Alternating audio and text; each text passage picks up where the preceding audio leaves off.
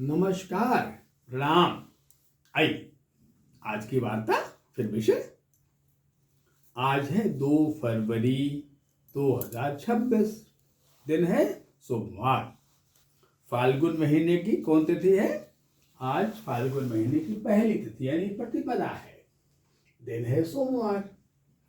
असली स्थान नक्षत्र है, कब तक है? रात्रि में 10:48 तक। फिर क्या होगा? मघा नक्षत्र। चंद्रमा कर्क में से सिंह में चला जाएगा। ये परिवर्तन आज रात में ही होना है। कल पूर्णिमा था। यानी जितने थोड़े कमजोर मन के लोग होंगे या जिनके स्नायुमंडल बड़े संवेदनशील होंगे, जिनका सीएनएस बहुत सेंसिटिव होगा, उनकी परेशानी थोड़ी बढ़ सकती है। अनिद्रा, घबराहट, इंडाइजेशन, गैस्ट्रिक डिसऑर्डर्स, जितने मेंटल प्रॉब्लम होते हैं वो प्रॉब्लम बढ़ जाते हैं। और हमारी फिजिकल बॉडी के अधिकतर प्रॉब्लम मेंटल बॉडी जुड़े होते हैं, क्योंकि फिजिकल बॉडी बीमार होती नहीं। अगर उसके फाउंडेशन को बिगाड़ या खराबी न आवे तो मेंटल बॉडी से प्रॉब्लम होता है।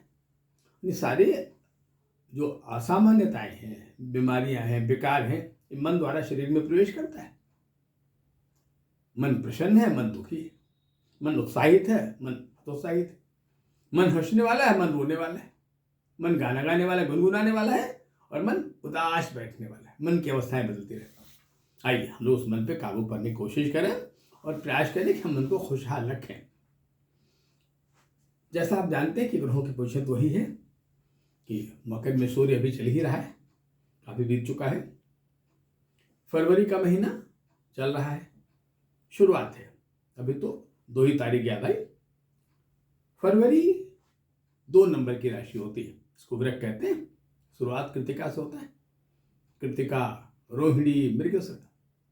कृतिका के 3 चरण, मृगशिरा के 4 और कृतिका के 3 चरण, रोहिणी के 4 और मृगशिरा के 2, ये 9 मिला के वृक राशि बनती है। अभी तो हम कृतिका के शुरुआत में है इस महीने में। आइए, और वैसे फाल्गुन का महीना शुरू हो गया। फाल्गुन शुक्ल पक्ष शुरू हो गया, और अभी जल्दी से हमने कृष्ण पक्ष शुरू हो गया ना। अभी हमने बिताई है, क्या बिताई हमने? माँ की पूर्णिमा बिताई। यानी नियमतः देखा जाए तो फाल्गुन कृष्ण अमावस्या तक माघ का महीना रहता है, फिर फाल्गुन शुरू होता है। तो कहने को फाल्गुन पर अभी माघ। आई बात समझे? आइए, अभी तो समय चल रहा है वो तो मिला जुला सा है, बहुत उत्साहपूर्ण उल्लासपूर्ण नहीं का है। ग्रह तो अपनी कमजोरी दिखाई दे रहे हैं। ऋतु में शिशिर है, शिशिर का भी आधा हिस्सा बीता है। जो 2 संक्रांति है ना, मकर और कुंभ है। अब सूर्य कुंभ राशि में अपने उत्तरार्ध से बढ़ रहा है।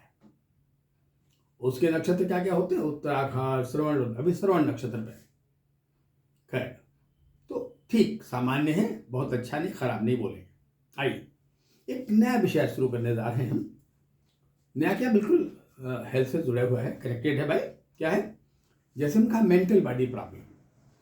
मेंटल बॉडी में प्रॉब्लम, वो प्रॉब्लम जो फाउंडेशनल होता है, माँ के गर्भ से बच्चा लेके पैदा होता है, या मन की होने वाली बीमारियां होती हैं। लेकिन कुछ ऐसे होते हैं जो फिजिकली हैंडीकैप्ड होते हैं, जहाँ फिजिकल अपंगता होती है। तो उसमें 2 रीजन होते हैं। कुछ रीजन होते हैं जो माँ के गर्भ से बच्चा लेके पैदा होता है, और कुछ रीजन ऐसा होता है जो बाद में प्रॉब्लम पैदा होता है।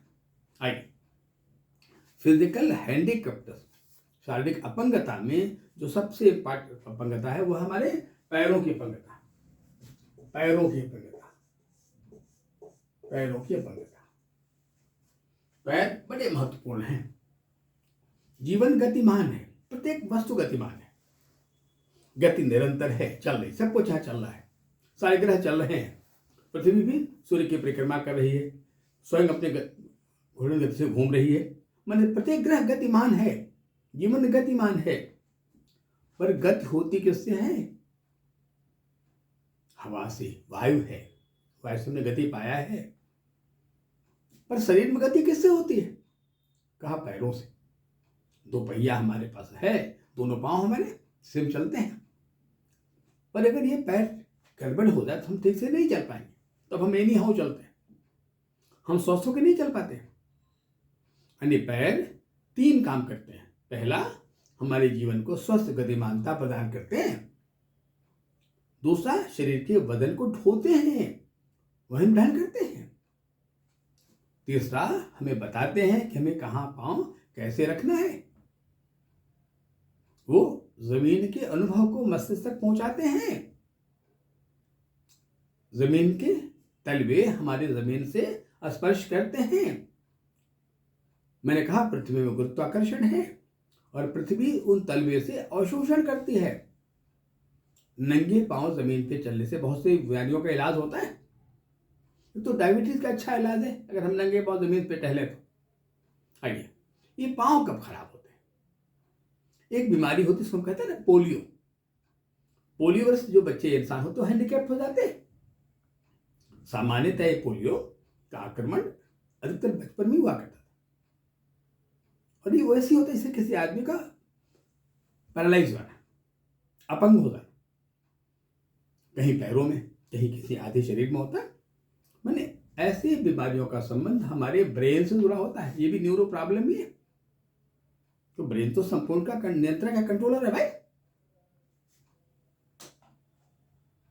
अब ये होता क्या?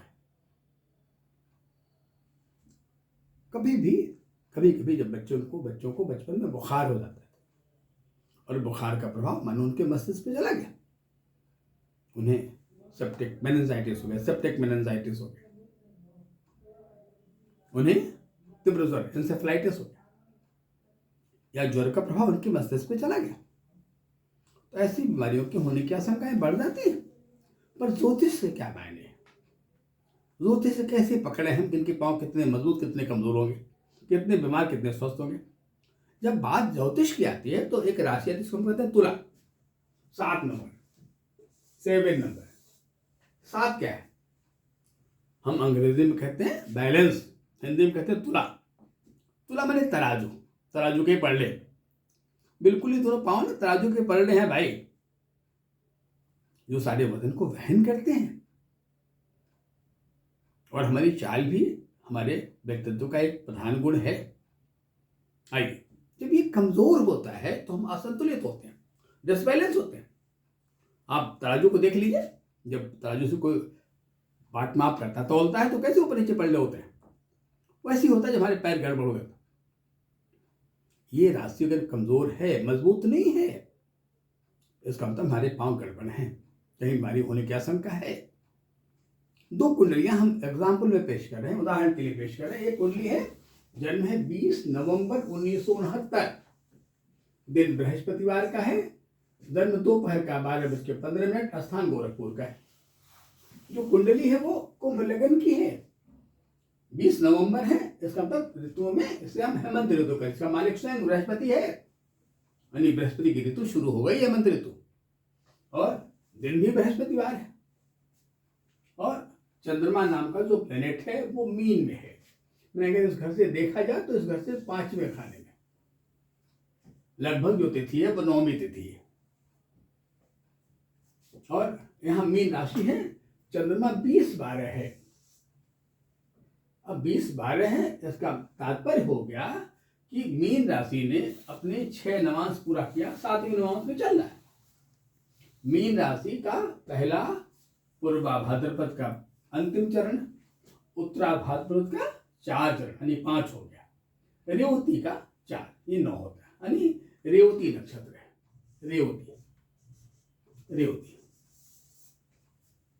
रेवती हमारे नक्षत्र में सबसे अंतिम नक्षत्र, 27वां नक्षत्र है ये, यानी जातक का जन्म रेवती नक्षत्र का है। 9वीं तिथि है रेवती नक्षत्र, 27वां नक्षत्र, इसका जोड़ कितना आएगा? 9, 27 जोड़ 9 आएगा, और 9वीं तिथि भी है। आइए, अब देखा जी यहाँ तुला राशि है कहाँ? तुला का ये 7 नंबर है, इसको तुला कहते हैं। ये कुंडली के 9वें भाव में बैठा हुआ है। क्या ये तुला मजबूत है? कहाँ? तुला का जो शुक्र है, जो तुला का अधिपति शुक्र है, वो तो वहीं बैठा है। क्या देखो, शुक्र तो वहीं बैठा भाई। पर शुक्र अकेले नहीं, अपने स्वाभाविक अपोनेंट, इनको बृहस्पति कहते हैं। ये दोनों आचार्य हैं ज्योतिष में ना, आचार्य तो एक साथ बैठते दोनों।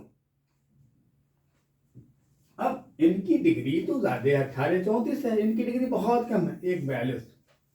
याद रहे, बृहस्पति अल्पांश में बहुत तेज काम करता है कम अंशों में। चूंकि यहाँ तुला है अतः बृहस्पति चित्रा नक्षत्र का है। चित्रा का प्रथम चरण है, तुला का पहला नवांश तुला ही होगा, यानी नवांश में बृहस्पति तुला में ही हमको मिलेगा। पर जो शुक्र नाम का ग्रह है वो अपने छठे नवांश में 18 34 ना छठे नवांश, तुला का जो छठा नवांश वो क्या है, मीन है, यानी मीन में शुक्र मीन में चला गया, यानी इसका मतलब शुक्र कमजोर हो गया, क्योंकि बृहस्पति बड़ा पावरफुल प्लेनेट है भाई, उसका नाम गुरु है, गुरु माने भारी, अतः शुक्र कमजोर हो गया। और तुला का जो प्रमुख कारक ग्रह है उसको शनि कहते हैं, अतः कहा गया कि शनि तुला में उच्च का होता है। शनि नाम का जो ग्रह है जो तुला का प्रमुख कारक है वो मेष में चला, 1 नंबर में चला गया, बड़ा कमजोर हो गया। कहते हैं ना भाई मेष का शनि नीच का हो, तो नीच का होने कमजोर होना। और इतना ही नहीं, जो मेष का मालिक मंगल है वो शनि के घर में चला गया। कहाँ चला गया, 12 में, यहाँ आ गया 10 नंबर, ईशान कोण के लगा मंगल यहाँ बैठ गया, शनि मंगल में एक्सचेंज हो गया। जब बच्चे की उम्र 2.5-3 साल की उम्र से गुजर रही थी तभी बड़ा सीवियर फीवर हो गया, बहुत तेज बुखार हो गया। उस बुखार में इस बच्चे को पोलियो का अटैक हो गया और बच्चा व्यक्ति जहाँ तक जीवन भर के लिए हैंडीकेप्ट हो गया, पोलियोग्रस्त हो गया। अतः जब भी हम किसी कुंडली को देखें तो हम प्रयास करें कि हम तुला को देखें, तुला किस पोजीशन में, शनि किस पोजीशन में, और हम उसे सेव करें, बचाने की कोशिश करें। पहली अवस्था तब होती है जब हमें घर के पहले मालूम हो जाए कि हाँ पति पत्नी संतान चाहते हैं, तो हम ग्रहों की पोजीशन देख के चेक करें। ऐसा अवसर न प्राप्त हो तो जन्म के समय देखें, उसे तत्काल अगर हम नीलम वगैरह पहना दें तो शायद कुछ राहत मिल जाए, कुछ फर्क पड़ जाए, शायद ये अटैक्स ना आए। तो 3 कारण बना। पहला कारण बना शनि मंगल के बीच परस्पर संबंध। शनि यहां बैठ के इस मंगल को देख रहा है, मंगल यहां बैठकर उसकी चौथी दृष्टि शनि पर पड़ रही है, यानी शनि मंगल नाम का जो प्लेनेट यहां बहुत मजबूत है, शनि को बहुत कमजोर कर दिया।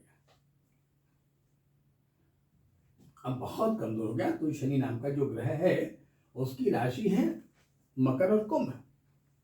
जैसा मैंने कहा है कि जो कुंभ है वो ये खड़ा तो है, ये कुंभ है जो उल्टा लटका हुआ है, मानो किसी घड़ी को रख दिया गया ना।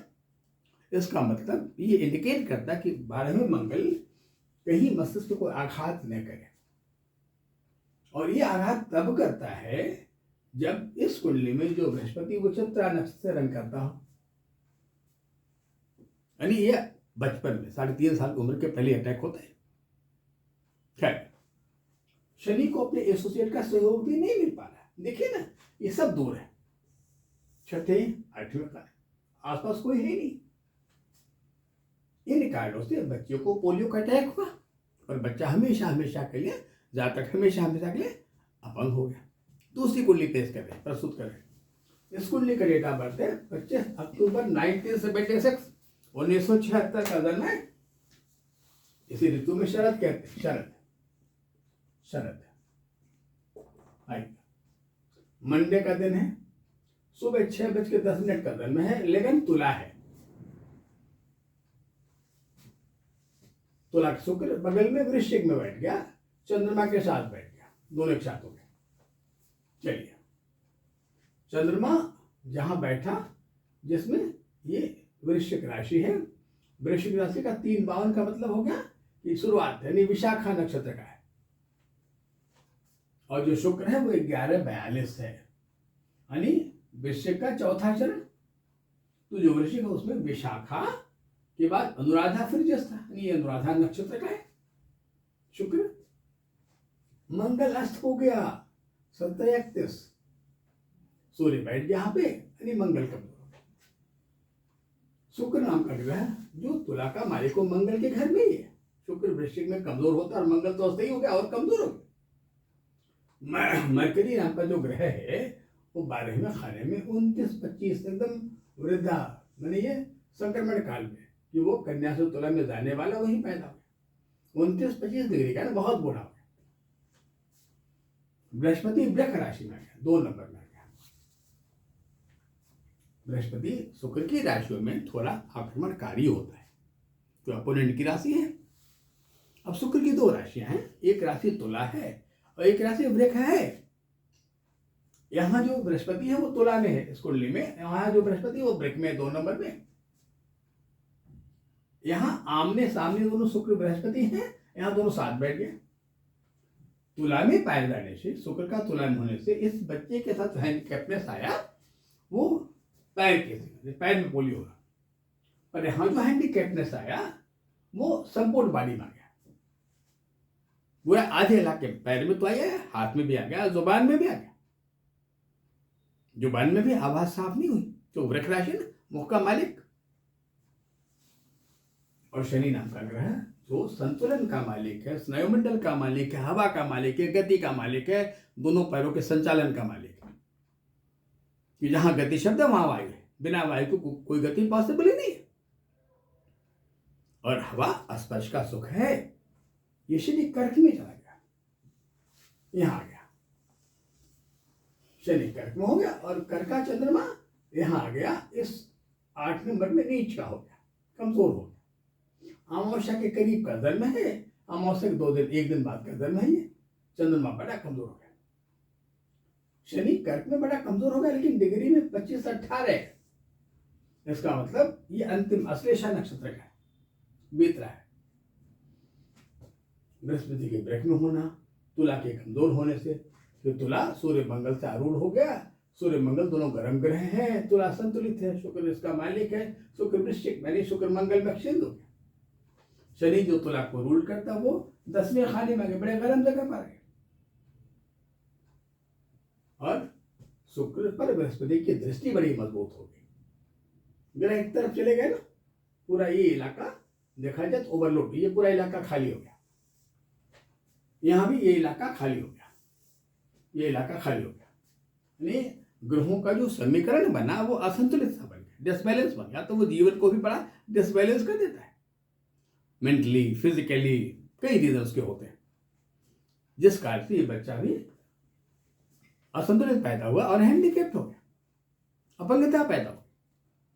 बाद में पत्थरों को पहन, लेकिन जब हो जाता है तब हम पत्थर पहना के भी प्रॉपर वो फायदा तो नहीं दे पाएंगे। खैर, अब तो हम ध्यान रखें कि कभी कभी ऐसी कुंडलियां सामने आवे और वो बचपन की अवस्था में आवे तो इन चीजों पर ध्यान रखा जाए। अब हम विषय को यही समाप्त करते हैं, अगले एपिसोड में नई चर्चा करेंगे। तब तक के लिए नमस्कार, प्रणाम।